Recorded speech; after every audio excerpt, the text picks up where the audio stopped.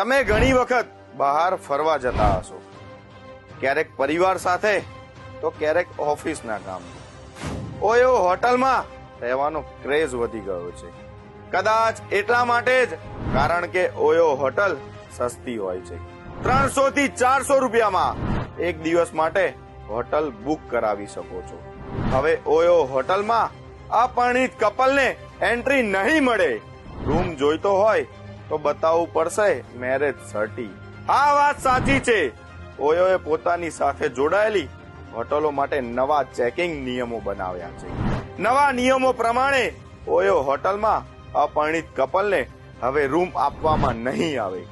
એટલે કે માત્ર કપલ્સ જ રૂમ લઈ શકશે. આ નિયમને સૌથી પહેલા મેરઠમાં લાગુ કરવામાં આવ્યો છે. આ નિયમ અને ફીડબેકના આધારે અન્ય શહેરમાં પણ લાગુ કરવામાં આવશે.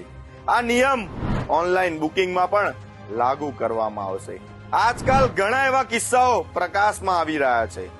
બોયફ્રેન્ડ અને ગર્લફ્રેન્ડ હોટલમાં જાય છે, પરંતુ કેટલાક નિયમો ન જાણવાના કારણે તેઓ મુશ્કેલીમાં મુકાઈ જાય છે. કોઈ પણ હોટલ પસંદ કરતા પહેલા ખાતરી કરી લેજો, નહીં તો તમારી મજા તમને જેલના હવાલે કરી શકે છે.